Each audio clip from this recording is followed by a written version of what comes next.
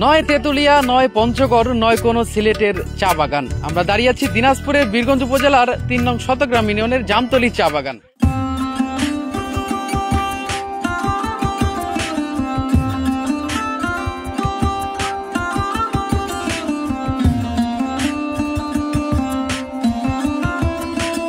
অত্যন্ত সুন্দর একটি জায়গা। আমাদের বীরগঞ্জের সবচেয়ে সৌন্দর্যপূর্ণ জায়গাগুলির মধ্যে এটি একটি অন্যতম।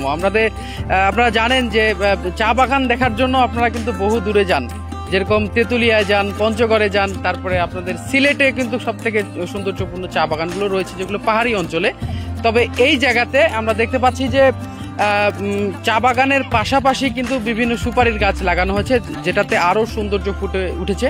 এই চা বাগান হচ্ছে অনেক সৌন্দর্যময়। আমরা এটা হচ্ছে অনেক দূরে যাই যে দেখতাম, যেমন হচ্ছে পঞ্চগড় চা বাগান চাষ করা হয়। বর্তমানে এখন আমাদের ঝাড়বাড়ি জামতলিতে চা বাগান চাষ করা হচ্ছে।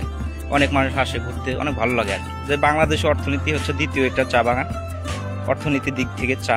তাই এখন এটা বর্তমানে হচ্ছে বিক্রি করা হয় অর্থনীতিভাবে, এটাই আর কি। আমাদের সাথে রয়েছে বীরগঞ্জ সাংবাদিক সংস্থার সভাপতি আমাদের মুয়াজ্জেম ভাই।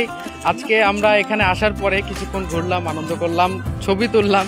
এক ফ্রেমে বন্দী হওয়ার পরে এখন আমরা একটা সাক্ষাৎকারে এসেছি, তো জানার চেষ্টা করবো আজকে যে এই বাগানটা কেমন লাগলো ভাই।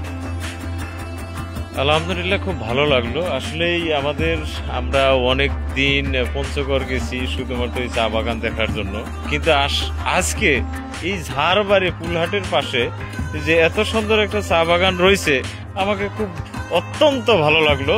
যেন এইরকম চা আবাদ এবং চা চাষ যেন সবাই করে, কারণ আমি দেখতেছি সুন্দর উপযোগী জায়গা এবং কি সুন্দর একটা এই যে খুশিগুলো আসছে। আসলে খুব ভালো লাগলো যে এই আপনার চার বাগানটা করছে, তাকে অসংখ্য ধন্যবাদ।